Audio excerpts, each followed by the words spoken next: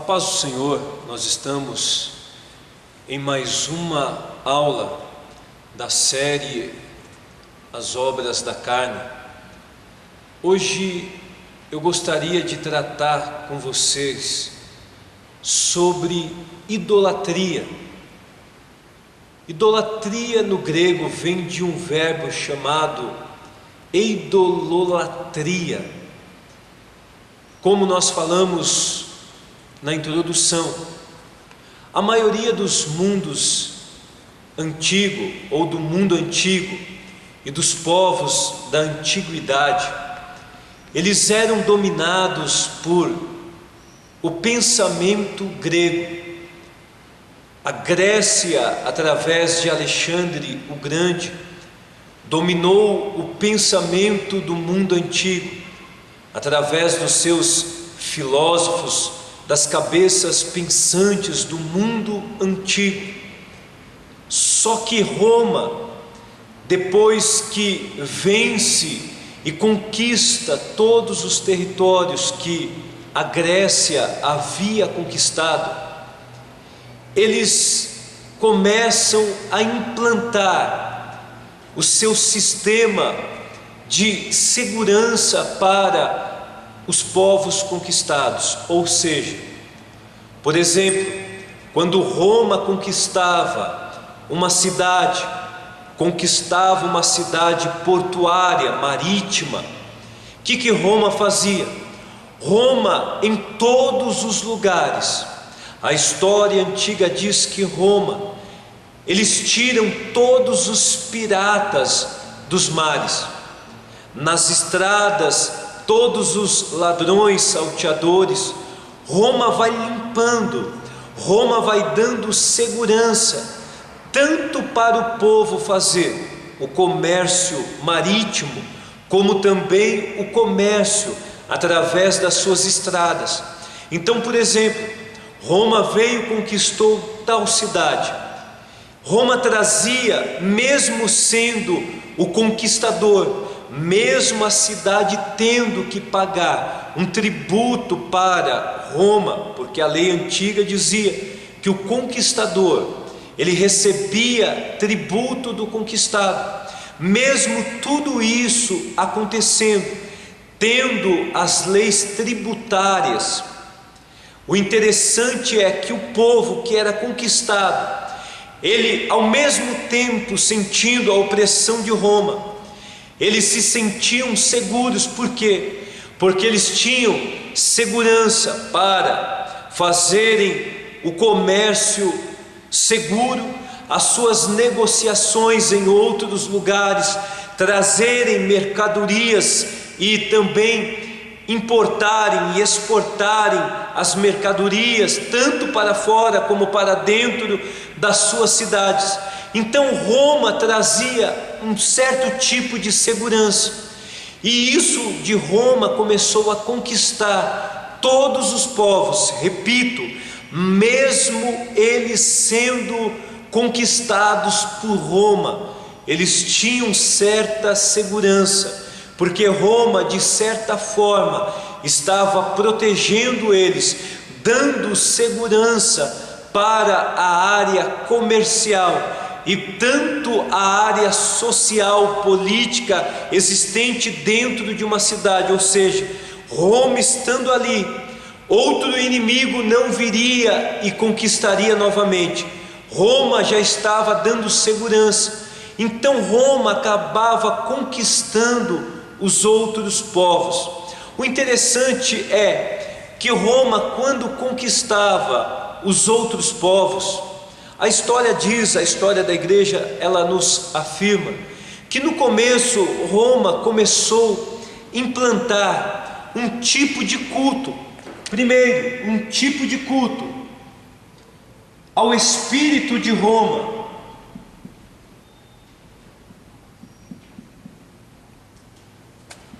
Ao espírito de Roma, ou seja, a bravura de Roma.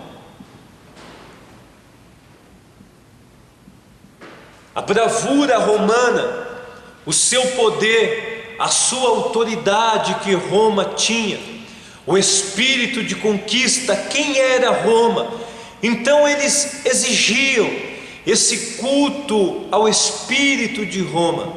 Só que o tempo foi passando e eles começaram a exigir um segundo tipo de culto. O primeiro tipo, ao espírito de Roma. O segundo tipo de culto que Roma gostava que os seus conquistados, ou os habitantes, os romanos, os próprios romanos, oficializassem esse segundo tipo de culto. Era o culto, segundo tipo, o culto ao imperador.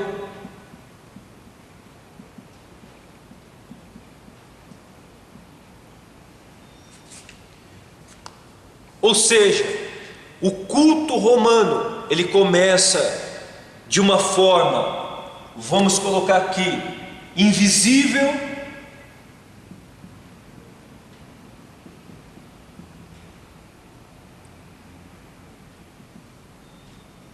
e depois se torna visível. E depois ele se torna visível. Só que Roma continuou. O terceiro tipo de culto que Roma estabeleceu foi a estátua do imperador.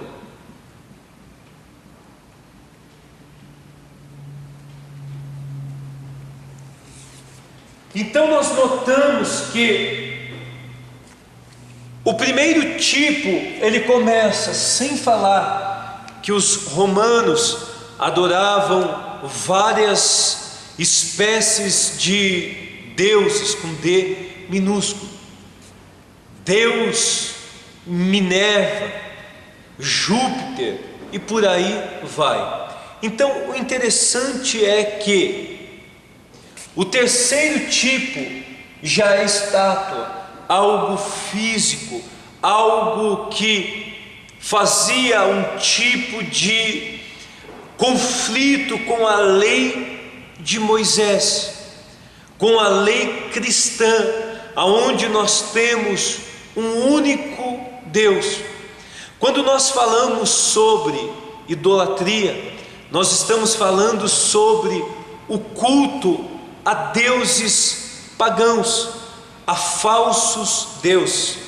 Só que também nós focalizamos, principalmente quando nós lemos Gálatas, a nossa mente, a nossa perspectiva, ela fica presa somente nessa área de falsos deuses, de deuses pagãos, de deuses que eram adorados, idolatrados. Só que na verdade, quando Paulo ele fala sobre idolatria, Paulo ele está falando sobre duas coisas. A primeira coisa que Paulo ele está falando sobre, primeira coisa sobre idolatria,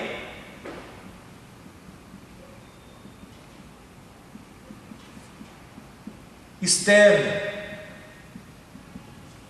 Por exemplo, você vai chegar em algumas cidades, no tempo de Paulo, analisando a história, nós vamos perceber que a maioria das suas cidades, eles tinham os seus deuses.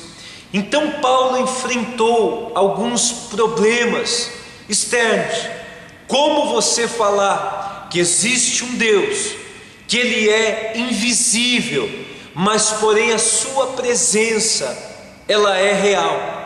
Então Paulo enfrentou esse tipo de idolatria externa, estatuetas, estátuas, postes, ídolos, amuletos de sorte, amuletos de outros deuses, estatuetas de Diana, Afrodite e outros deuses mencionados na Bíblia, que faziam parte desse contexto aonde Paulo estava pregando nas suas viagens missionárias. Mas um segundo aspecto de idolatria é A primeira idolatria, eu chamo ela de idolatria externa.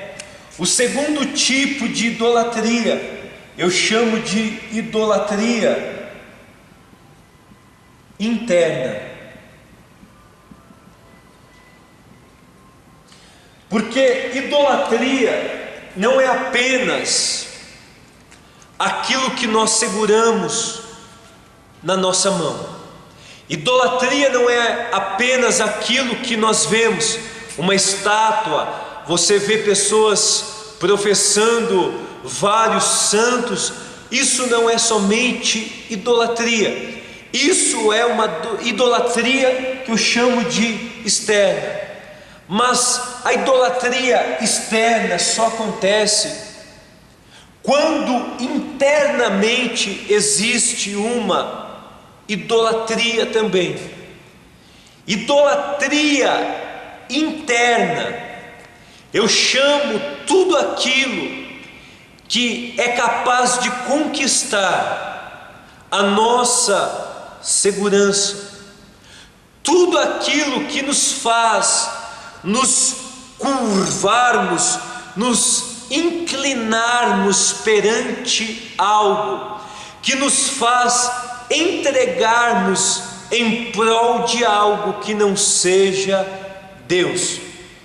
Eu quero falar apenas sobre duas características da idolatria que tem dominado muitas vidas no nosso século, como também dominava no tempo de Paulo. Eu não vou falar sobre a idolatria externa, porque isso a gente está cansado de saber. Idolatria externa, aquilo que o homem pegava, um amuleto, uma estatueta, um poste ídolo, um Deus que ele adorava.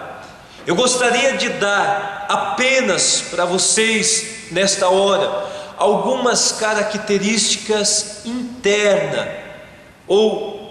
internas da idolatria. Número 1,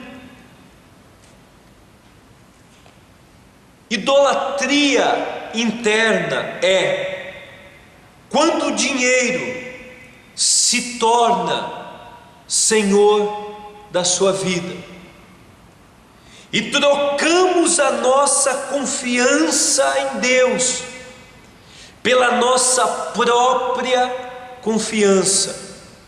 Eu vou repetir: quando o dinheiro ele se torna o senhor da sua vida e você deixa de depender de Deus, de esperar em Deus, de confiar em Deus, ao invés de você confiar em Deus, você troca esta confiança de Deus para você pela sua própria confiança.